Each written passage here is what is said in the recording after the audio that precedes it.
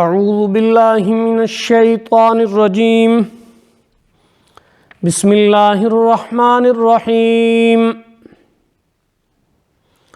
واقترب الوعد الحق فإذا هي شاخصة أبصار الذين كفروا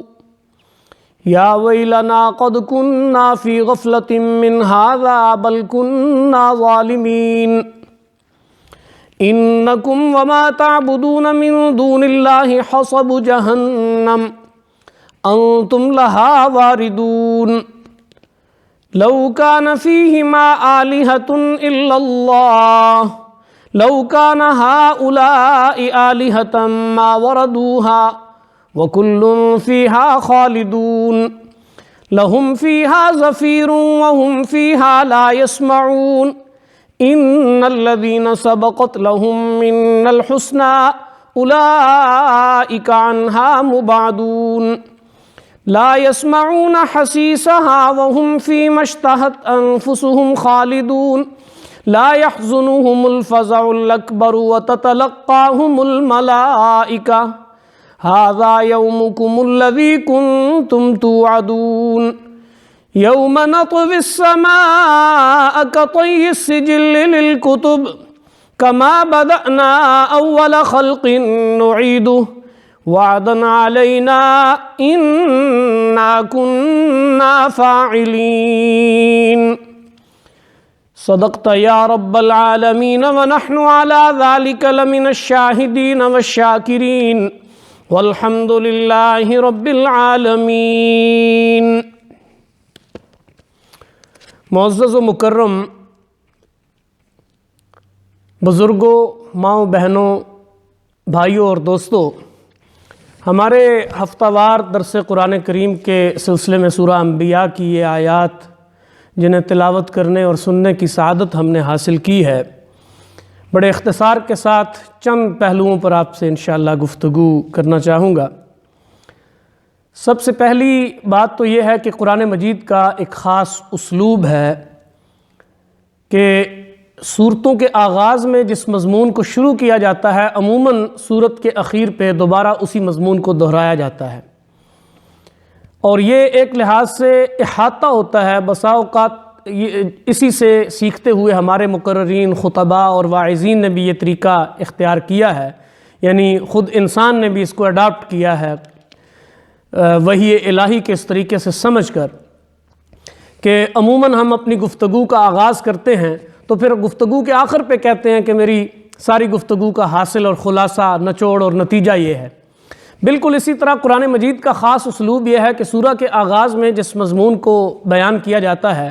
درمیان میں اس سے متعلق دوسرے پہلو بیان کر کے یا کوئی جملہ معترضہ بھی ہوتا ہے، کچھ دوسرے مضامین جن کی کسی نہ کسی حوالے سے تائید اس پہلے مضمون کی ہوتی ہے، وہ بیان کرنے کے بعد آخر میں دوبارہ تتمے کے طور پر اور نتیجے اور یعنی خلاصے کے طور پر اس کو بیان کیا جاتا ہے۔ اگر آپ غور فرمائیں تو سورہ الانبیاء کا آغاز ہوا تھا اقترب للناس حسابہم، لوگوں کا حساب قریب آن لگا ہے، وہم فی غفلۃ معرضون، اور وہ اپنی غفلت میں پڑے ہیں، اعراض کیے ہوئے ہیں۔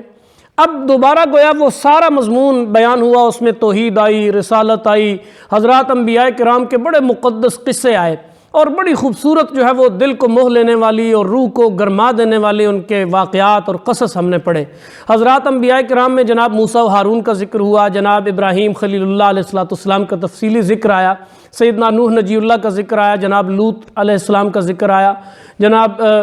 سلیمان و داود کا ذکر آیا، جناب ایوب علیہ السلام کا ذکر آیا، سیدنا یونس کا ذکر آیا، اسماعیل، ادریس، ذوالکفل کا ذکر آیا، جناب زکریا و یحییٰ کا ذکر آیا، عیسیٰ ابن مریم اور ان کی محترمہ والدہ سیدہ مریم کا ذکر آیا۔ یہ سارے انبیاء کا قصہ بیان ہوا ان کے حوالے سے،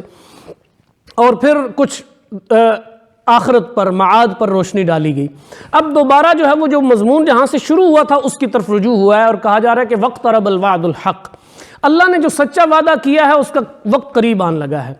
سچا وعدہ قیامت کے حوالے سے قرآن مجید نے یہ اصطلاح استعمال کی ہے، اور عموماً جب دنیا کی بے ثباتی اور اس کی فنا ہونے کو بیان کیا جاتا ہے تو وہاں اللہ اس وعدے کا ایک اظہار کرتے ہیں اور اعادہ کرتے ہیں، ان وعد اللہ حق فلا تغرنکم الحیات الدنیا، بھی اللہ کا وعدہ یہ جو دنیا ختم ہونے کا ہے یہ حق ہے، سچ ہے، کہیں دنیا کی زندگی تمہیں دھوکے میں نہ ڈال دے۔ تو یہاں وہی بات کہی گئی ہے کہ وقترب الوعد الحق، وہ اللہ کا جو سچا وعدہ ہے کہ ایک دن اس دنیا کا سارا نظام اس نے لپیٹ دینا ہے اور پھر اس نے یہ معاملہ براہ راست اپنے ہاتھ میں لے کر انسانوں کو اپنے سامنے جواب دہ کرنا ہے، مخلوق اس کے سامنے اپنے سارے اعمال کی جواب دہی کے لیے حاضر ہوگی، یعنی جتنی بھی ذی شعور مخلوق ہے۔ تو وہ وعدہ قریب آن لگا ہے۔ کہا کہ چونکہ کافر اسے بہت بعید سمجھتے تھے، قرآن مجید میں ذکر ہے سورہ معارج میں کہ یہ سمجھتے ہیں کہ وہ بہت بعید ہے، انہم یرونہ بعیدا وَنَرَاهُ قریبا، ہمارے نزدیک تو وہ بڑا قریب ہے، ہم تو اسے بڑا قریب دیکھتے ہیں۔ انسان جب بھی کسی چیز کو ناپتا ہے تو وہ اپنے چھوٹے محدود پیمانوں سے ناپتا ہے، اور اس لیے اسے قیامت بڑی دور نظر آتی ہے کہ بس ہزاروں سال گزر گئے ہیں، ابھی پتہ نہیں کتنے ہزاروں سال پڑے ہیں، یہ محدود پیمانے ہیں ناپنے کے۔ اللہ کا جو پیمانہ ہے وہ اس کے جو دن ہیں، اس کے جو ایام ہیں، اس کی اپنی ایک تقسیم ہے۔ وہ دن کو 50 الف سنہ بھی کہتا ہے، الف سنۃ مما تعدون بھی کہتا ہے، تو گویا اس کے اپنے وہ کہتا ہے کہ وَنَرَاهُ قریبا، ہم اسے بہت قریب دیکھ رہے ہیں۔ وَاقْتَرَبَ الْوَعْدُ الْحَقُّ فَإِذَا هِيَ شَاخِصَةٌ أَبْصَارُ الَّذِينَ كَفَرُوا، یہ جسے بہت دور سمجھ رہے ہیں وہ وقت وعدہ حق تو بہت قریب آن لگا ہے، اور ان کی آنکھیں پھٹی کی پھٹی رہ جائیں گی، ہکا بکا رہ جائیں گے، حق دق رہ جائیں گے، حیران پریشان ہو جائیں گے۔ شاخصۃ ابصار الذین کفروا، یعنی قیامت کے منکرین جب قیامت کو اپنے سامنے ہوتا دیکھیں گے اور وہ کیفیت جو بیان کی جاتی ہے حضرات انبیاء کرام کے زبان سے وہ پوری طرح ان کے سامنے آ جائے گی، تو اس وقت یہ کہیں گے کہ یا ویلنا قد کننا فی غفلہ، ہماری تباہی ہو، برباد ہو جائے ہم۔ کیا ہوا ہے؟ یا ویلنا قد کننا فی غفلۃ من ھذا، ہم تو اس حوالے سے غفلت میں پڑے رہے، یعنی اس وقت انہیں وہ احساس ہوگا۔ بل کننا ظالمین، پھر اعتراف بھی کریں گے کہ ظالم بھی ہم ہی تھے، قصوروار ہم ہی تھے، نقصان ہمارا، یہ جو ہم آج اٹھا رہے ہیں اس کا ہم نے خود ہی اس کا اہتمام بھی کیا۔ انبیاء اور رسل تو سمجھاتے رہے، مبلغین اور مصلحین ہمیں بتاتے رہے، ہمیں سیدھے راستے کی طرف رہنمائی کرنے والے اور حق بتانے والے موجود تھے، لیکن یہ ہم ہی تھے کہ ہم نے اپنا بیڑا غرق کر لیا۔ اور یہ اعتراف جو ہے وہ قرآن مجید میں بار بار ان کا ذکر آتا ہے۔ جب یہ جہنم میں جائیں گے تو فرشتے ان سے پوچھیں گے الم یأتکم نذیر، کیا تمہارے پاس ڈرانے والا نہیں آیا تھا؟ کہیں گے قالوا بلا قد جاءنا نذیر، ہاں ڈرانے والا تو آیا تھا۔ اور یعنی اعتراف اس بات کا کریں گے، یہاں بھی وہ اسی بات کا اعتراف کرتے ہیں، بل کننا ظالمین، ہم ظالم تھے۔ ظالم اس معنی میں تھے، ظلم کہتے ہیں ایک چیز کو اس کی یعنی ایسی وضع الشیء فی غیر محلہ، کسی چیز کو اس کے غیر محل میں رکھنا، یعنی جو اس کی جگہ نہیں ہے۔ جھوٹے معبودوں کی اور اولیاء اللہ کی اور انبیاء کی اور جتنی بھی دوسری مخلوقات پوجی جاتی ہیں اللہ کے مقابلے میں، ان کا وہ محل نہیں تھا، تو ہم نے انہیں ان کے غیر محل میں رکھا۔ بل کننا ظالمین انکم وما تعبدون من دون اللہ حسب جہنم، اب وہ اپنا اعتراف جب کر چکیں گے تو انہیں یہ صدا اللہ کی طرف سے آ رہی ہے کہ انکم وما تعبدون، تم بھی اور تمہارے سارے معبود بھی، جتنے بھی اللہ کے سوا ہیں سب جہنم کا ایندھن ہیں۔ انکم وما تعبدون من دون اللہ حسب جہنم، یہ آیت نازل ہوئی تو مشرکین مکہ نے یعنی اس سے یہ گمان کیا، اور انہوں نے کہا کہ دیکھو ہمارے معبودان باطل جنہیں یہ کہتے ہیں حبل ہے، لات ہے، منات ہے اور عزا اور جتنے بھی بت ان کے تھے، تو یہ جہنم میں جائیں گے۔ یہ ایک یہودی عالم ابن الزبغری اس کے پاس گئے اور اس نے کہا کہ تم نے اپنے رسول سے یہ نہیں پوچھا کہ اس طرح تو عیسائی جو ہیں وہ حضرت عیسیٰ کی پیروی کرتے ہیں، ان کی پوجا کرتے ہیں، انہیں اللہ الوہیت میں شریک مانتے ہیں، اور ان کی والدہ مریم کو بھی، اور اسی طرح یہودی عزیر کو اللہ کا بیٹا مانتے ہیں، تو کیا وہ معبود جنہیں عیسائی اور یہودی پکارتے ہیں اور عبادت کرتے ہیں وہ بھی جہنم میں جائیں گے؟ تو نبی اکرم صلی اللہ علیہ وآلہ وسلم نے ارشاد فرمایا کہ یہ ان معبودان کی بات ہو رہی ہے کہ جو شعوری طور پر یعنی جو یا تو غیر شعوری تھے، یعنی انہیں خود شعور حاصل نہیں تھا، یا وہ معبودان باطلہ جنہوں نے شعوری طور پر قوم کو خود دعوت دی اپنی پوجا کی، ورنہ جو لوگ توحید پرست تھے، حق پرست تھے اور اللہ کی طرف لوگوں کو بلاتے رہے، وہ تو گویا خود اتمام حجت کریں گے، اور قیامت کے دن ان کے خلاف اپنے جو عابدین ہیں، پوجنے والے، ان کے خلاف حجت بن جائیں گے اللہ کے عدالت میں۔ سورہ مائدہ کے آخر میں حضرت عیسیٰ علیہ السلام کا وہ مشہور مکالمہ ہے جو وہ اللہ سے ہوگا، وَإِذْ قَالَ اللَّهُ يَا عِيسَى ابْنَ مَرْيَمَ أَأَنْتَ قُلْتَ لِلنَّاسِ اتَّخِذُونِي أُمِّيَ وَإِلَٰهَيْنِ مِن دُونِ اللَّهِ، کہ تم نے یہ اپنے لوگوں سے کہا تھا کہ مجھے اور میری ماں کو بھی اللہ کے علاوہ الہ بنا لو، تو وہ کہیں گے سبحانک، اللہ تیری پاک ذات ہے، ما یکون لی ان اقول کا، میری یہ جرت، میں کیسے انہیں یہ کہہ سکتا ہوں، ان کنت قلتہ فقد علمت، اگر میں نے ایسا کہا ہوتا تو تیرے علم سے باہر تو نہیں تھا۔ اور پھر وہ وَلَوْ كُنْتُ شَهِيدًا مَا دُمْتُ فِيهِمْ، میں تو گواہ ہوں جب تک میں ان کے درمیان تھا، میں نے ایسی کوئی دعوت نہیں دی۔ فَلَمَّا تَوَفَّيْتَنِي كُنْتَ أَنْتَ الرَّقِيبَ عَلَيْهِمْ، جب تو نے مجھے وفات دے دی تو پھر ان کا نگران تو تھا، اب یہ تیرے بندے ہیں، ان تعذبہم فإنہم عبادک وإن تغفر لہم فإنک انت العزیز الحکیم۔ یعنی یہ معاملہ دیکھیں، وہاں حضرت عیسیٰ اپنے آپ کو بالکل کلیئر کر رہے ہیں، اور یہی معاملہ سارے ان نیکوکار ہستیوں کا ہوگا، وہ صاف صاف انکار کریں گے کہ ہم نے نہ ہی ایسی کوئی دعوت دی اور نہ ہی ہمارا ایسا کوئی خیال تھا۔ لیکن آج بھی اور ہر زمانے میں ایسے لوگ پائے جاتے ہیں جو خوشی خوشی اپنے آپ کو سجدہ کرواتے ہیں۔ ہمارے دور میں کئی بڑے بڑے جو ہے نا وہ پیر معاذ اللہ ثم معاذ اللہ، وہ اس بات پر فخر محسوس کرتے ہیں کہ ان کے مرید ان کو سجدہ کرتے ہیں، اور وہ اپنے بڑوں کی جن قبروں کے مجاور بن کے بیٹھے ہوئے ہیں وہ اس کی بھی طرف دعوت دیتے ہیں، اور وہاں جو کچھ قباحتیں ہو رہی ہوتی ہیں انہیں بخوشی اور یعنی بصد مسرت اسے وہ قبول کرتے ہیں۔ ان کے بزرگوں کے مزاروں پہ اگر سجدہ ہو رہا ہے، طواف ہو رہا ہے، دعائیں مانگی جا رہی ہیں، نظریں نیازیں دی جا رہی ہیں، تو وہ اسے بخوشی قبول کرتے ہیں۔ تو یہ ان آیات کی روشنی میں وہ اپنا انجام سوچ لیں کہ کیا ہے۔ انکم وما تعبدون من دون اللہ حصب جہنم انتم لہا واردون لو کان ہؤلاء آلہۃ ما وردوها وکل فیہا خالدون۔ اللہ پھر ان سے کہے گا، یعنی یہ ایک ذلیل کرنے والی بات ہے، ظاہر ہے ان کے عقیدے کا سارا پول کھل چکا ہے، انہیں اپنے عقیدے کی جو بودا پن ہے وہ ثابت ہو چکا ہے، لیکن پھر اللہ انہیں جتلانے کے لیے کہیں گے کہ اگر یہ الہ ہوتے، یہ جنہیں تم الہ بنا کر پکارتے رہے ہو، ان کی الوہیت اگر ہوتی تو یہاں تو نہ پڑے ہوتے، یہ یوں ذلیل تو نہ ہو رہے ہوتے، یوں رسوا تو نہ ہو رہے ہوتے، جہنم کا ایندھن تو نہ بن رہے ہوتے۔ وَكُلٌّ فِيهَا خَالِدُونَ، یہ عابدین بھی اور یہ معبودین، یہ عابد اور معبود سارے کے سارے، پوجنے والے بھی اور پوجے جانے والے بھی، اب اس کے اندر ہمیشہ رہیں گے، یہاں سے نکلنے کا اب کوئی یارہ نہیں ہے۔ لَوْ كَانَ هَؤُلَاءِ آلِهَةً مَا وَرَدُوهَا وَكُلٌّ فِيهَا خَالِدُونَ لَهُمْ فِيهَا زَفِيرٌ وَهُمْ فِيهَا لَا يَسْمَعُونَ، اس کے اندر وہ پھنکاریں ماریں گے اور ان کی کان پڑی آواز انہیں سنائی نہیں دے گی۔ یعنی جہنم کے اندر ایک چیخ و پکار ہوگی، پھنکارا،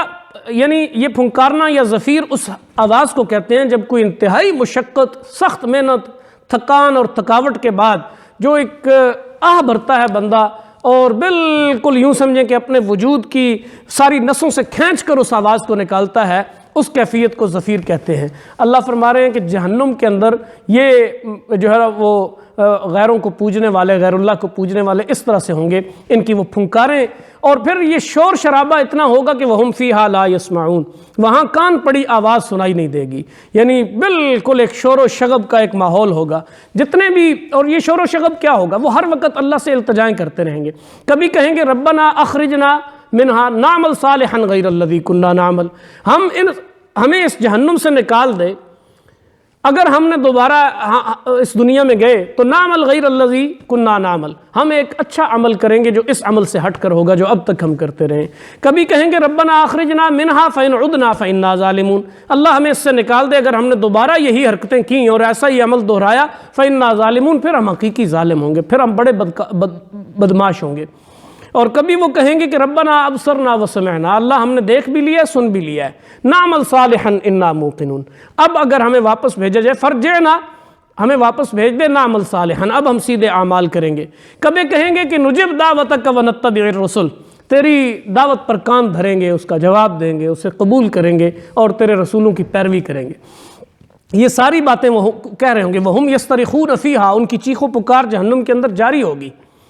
وَهُمْ يَسْتَرِخُونَ فِيهَا، اس کے اندر چیخ پکار کر رہے ہوں گے، لیکن وَهُمْ فِيهَا لَا يَسْمَعُونَ، ان کی کوئی بات سنی نہیں جائے گی، کان پڑی آواز، ان کا شور و شغب وہیں پہ جو ہے وہ دفن ہوتا رہے گا۔ لَهُمْ فِيهَا زَفِيرٌ وَهُمْ فِيهَا لَا يَسْمَعُونَ۔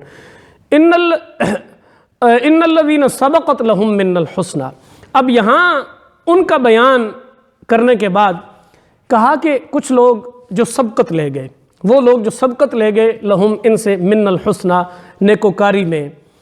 حسن عمل میں، حسن کردار میں، حسن سیرت میں، حسن عبادت میں۔ حسنہ کے اندر گویا ہر چیز آ جاتی ہے۔ انہوں نے نیکوکاری کا رویہ اختیار کیا، عقائد میں، عبادات میں، معاملات میں، ہر لحاظ سے انہوں نے احسن رویہ اختیار کیا۔ وہ صحیح معنوں میں مصداق ٹھہرے احسن، یعنی احسن القول ان کا، احسن العمل ان کا، احسن الدین ان کا، احسن الصبغہ، احسن من اللہ صبغہ، یعنی ہر چیز میں احسن تھے، ایکسیلنٹ۔ ان کی کارکردگی، ان کی پرفارمنس ایکسیلنٹ لیول کی رہی اور انہوں نے وہ ہائی لیول اچیو کیا۔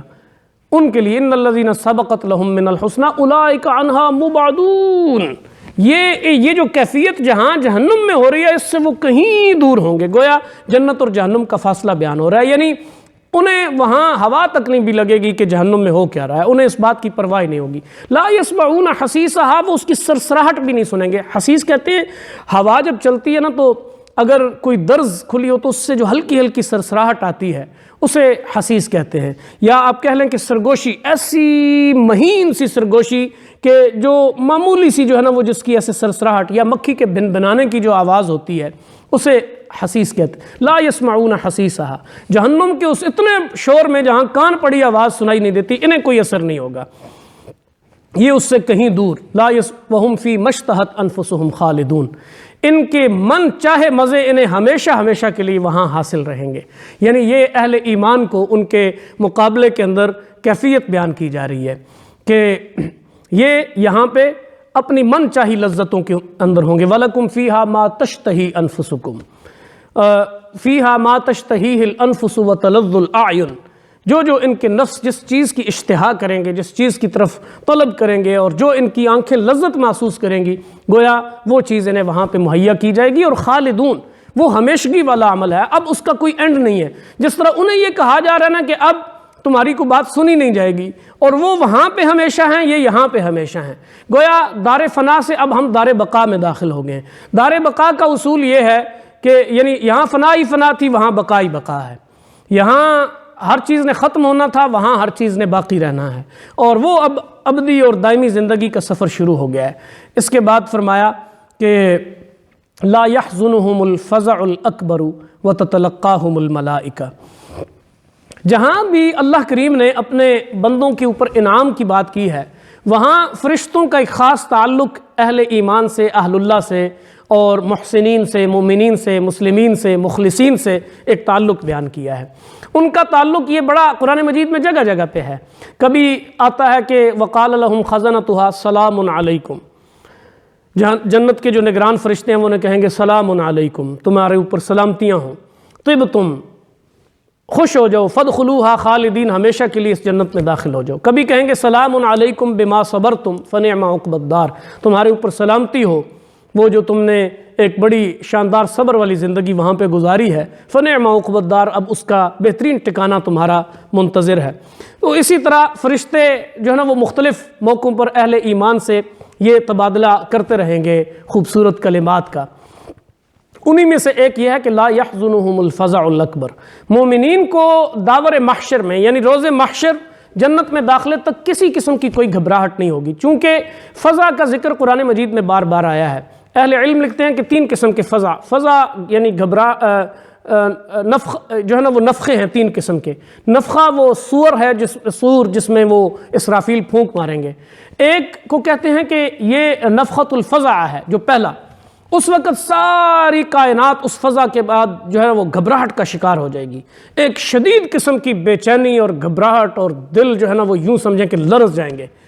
اور دوسرا نفخۃ الصعق ہے، جس میں ہر چیز زیر و زبر ہو جائے گی، بے ہوش ہو کر لوگ گر پڑیں گے، ہوش کھو بیٹھیں گے، اور پہاڑ ریزہ ریزہ ہو جائیں گے، ہر سمندر جو ہے نا وہ ابل پڑیں گے، ستارے ٹوٹ جائیں گے اس نفخہ کے بعد۔ اور تیسرا نفخۃ القیام لرب العالمین ہے، تیسرے نفخے کے بعد ہر ایک اٹھ کر اللہ کے حضور پیش ہو جائے گا۔ تو یہ جو نفخۃ الفزع کی جو گھبراہٹ ہے، اس گھبراہٹ میں اہل ایمان محفوظ رہیں گے. لا یحزنہم الفزع الاکبر، وہ بڑے دن کی گھبراہٹ ان کے قریب بھی نہیں آئے گی، انہیں پریشان نہیں کرے گی. وتتلقاہم الملائکہ، فرشتے ان کی تلقی کریں گے. تلقی کہتے ہیں استقبال کرنے کو، سامنے آنا اور بازو کھول دینا، اس کیفیت کو تلقی کہتے ہیں. گویا ہمارے استاذ ترجمہ کیا کرتے تھے کہ فرشتے انہیں جھپیاں ڈال لیں گے، اپنے بازوؤں کے جلوں میں لیں گے اور انہیں پوری طرح سے محفوظ و مامون کر دیں گے. یہ یعنی جتنے وہ مراحل محشر کے ہیں، برزخ سے لے کر محشر تک کے اور اس کے بعد دخول جنت تک کے، ان سارے مراحل میں وہ فرشتے ان کے ساتھ ہوں گے اور ساتھ انہیں کہہ رہے ہوں گے کہ ھذا یومکم الذی کنتم توعدون، یہ ہے وہ دن جس کا تم سے وعدہ کیا جاتا تھا. یعنی انہیں سرشاری کی کیفیت کے ساتھ، جس طرح کوئی بچہ امتحان پاس کر کے جب نکلتا ہے ڈگری لہراتا ہوا اپنے ہاتھ میں، تو باپ بڑے فخر سے کہتا ہے کہ بیٹا یہ دن ہے جس کی کامیابی کا میں تمہیں ہمیشہ بتایا کرتا تھا، یہ جس کی ہمیشہ میں تمہیں نصیحت کیا کرتا تھا، اور یہ ہے وہ چیز کہ جس کے لیے میں تمہیں ہمیشہ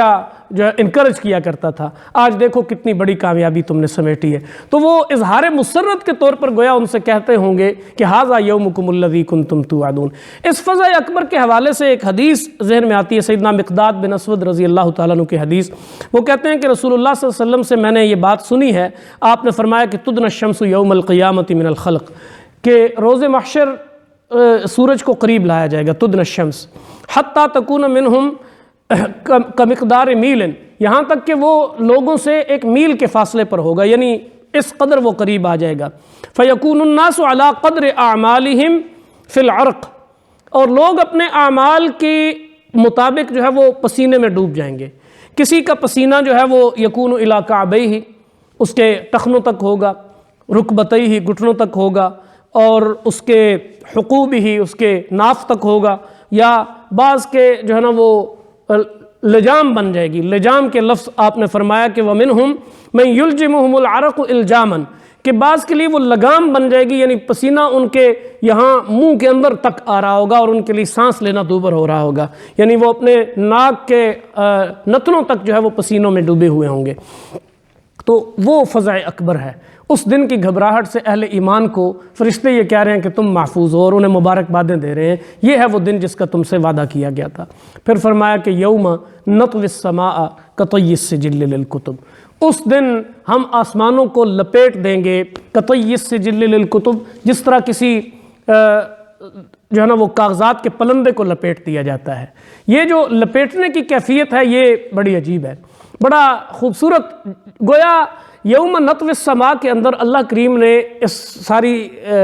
دنیاوی حیات کا فلسفہ بیان کر دیا ہے کہ یہ آسمان جو اس وقت بڑے جو ہے نا وہ کر و فر کے ساتھ کھڑے ہیں، اور یہ زمین ایک مضبوطی کے ساتھ جمی ہوئی ہے، اور اس کے اوپر جمے ہوئے مضبوط پہاڑ اور یہ ساری مخلوقات، یہ سمندر اور سب کچھ، ہر چیز جو ہے وہ اتنی اللہ کریم اس کو سمیٹ لیں گے. گویا چونکہ ایک نئی کائنات، ایک نیا جہان اور ایک نئی دنیا بسائی جا رہی ہے، تو پرانی دنیا کو لپیٹ دیا گیا ہے. یہ یہاں جو تماشا کن جو جاری تھا وہ ختم شد، سب تماشا کن ختم شد. یعنی یہ اللہ نے جو کن کہہ کے جو معاملہ بنایا تھا، اب اسے سارے کو سپیٹ دیا ہے، لپیٹ دیا ہے. جیسے کسی کیس کو داخل دفتر کر دیا جاتا ہے. لپیٹنے کی کیفیت جو ہے وہ میں جو سمجھا ہوں وہ یہ ہے کہ اس طرح سے اللہ کریم جو ہے نا وہ جس طرح ہم اس کاغذ کو اس طرح سے لپیٹ دیتے ہیں، اس طرح سے گویا اللہ کریم کا اس کو پوری کائنات کے نظام کو لپیٹ کر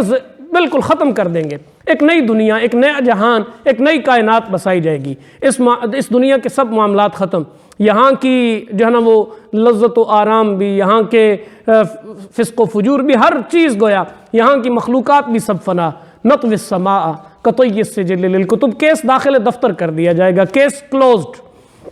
جب کسی فائل کو داخل دفتر کرنا ہوتا ہے تو یوں اس کے جو ہے نا وہ بس سمجھو کہ اسے لپیٹ کر کہیں دور کونے میں پھینک دیا جاتا ہے. یہی کیفیت گویا اس کی ہونے والی ہے. یہ یوم نطوی السماء کطی کما بدأنا اول خلق نعید، جس طرح ہم نے کائنات کا آغاز کیا تھا اس طرح ہم ایک نئی کائنات تخلیق کریں گے. انا کنا فاعلین، اور ہم اس کو یقیناً کرنے والے ہیں. یہ ہمارے کو بس سے باہر کی بات نہیں ہے، یہ ایک یقینی بات ہے جو ہو کر رہنے والی ہے. انا کنا فاعلین کے اندر یہ تاکید ہے. گویا ایک یقین دلایا جا رہا ہے اہل ایمان کو کہ اللہ اپنی جس قدرت کا اظہار بار بار کرتا ہے اس قدرت کے ظہور کا وقت وہ ہوگا۔ وہاں اللہ کریم ایک نئی کائنات کو تخلیق کرنے، جنت و جہنم دو ہی مکان وہاں پہ مقام ہیں، اہل احسان جو ہیں اور اہل ایمان اور اللہ کی توحید پر قائم رہنے والے، اور وہ ساری صفات جو ایک بندہ مومن کی ہیں وہ اختیار کرنے والے، وہ گویا اپنی نئی دنیا وہاں پہ بسا لیں گے جنت کے اندر۔ اور جو گستاخ ہیں، نافرمان ہیں، بدتمیز ہیں، بد کردار ہیں، بد اعتقاد ہیں، اور جنہوں نے یعنی شرک اور کفر کا رویہ اختیار کیا، نفاق کی بیماریوں میں مبتلا رہے، ان کے لیے وہ دوسرا ٹھکانہ۔ اب اس کائنات کا سارا معاملہ، یہاں کی امیری غریبی، یہاں کا طاقت و اقتدار، یہاں کی محکومیت اور حاکمیت، یہاں کا غلبہ اور یہاں کی مغلوبیت، گویا یہ سب ختم ہو گئے ہیں۔ اب ایک نئی دنیا بسنی ہے، اس نئی دنیا کو بسانے کے لیے، اس کی تیاری کے لیے لہم من الحسنی، یہ گویا اس پورے درس کا حاصل ہے کہ وہ جو نئی دنیا بسنے والی ہے وہاں کچھ کام آنے والا ہے۔ تو کیا للذین احسنوا الحسنی وزیادہ، جنہوں نے احسن کام کیے ان کے لیے حسنہ ہے۔ لہم من الحسنی یہاں کا، دوسرے مقام پہ کہا للذین احسنوا، یعنی حسنہ اسے حاصل ہوگی، اچھا انجام اس کا ہوگا کہ جس نے اچھا آغاز کیا ہے۔ احسنوا، جنہوں نے یہاں اپنے آپ کو جو ہے وہ مزین کیا ہے احسان کے ساتھ، درجہ احسان میں اپنا تعلق اپنے رب کے ساتھ لے گئے، وہی لوگ وہاں پہ کامیاب ہیں۔ اللہ کریم ہمارا شمار محسنین میں فرمائے، اور مالک کریم ہم سب کی خطاؤں کوتاہیوں سے درگزر فرما کر اپنے در اقدس پر، اللہ کریم ہمیں اپنے در اقدس پر اپنا غلام بنا لے، اور اسی کے اندر اپنی زندگی اور اسی کے اندر اللہ ہمیں موت نصیب فرمائے۔ ان صلاتی و نسکی و محیای و مماتی للہ رب العالمین، وآخر دعوانا ان الحمد للہ رب العالمین۔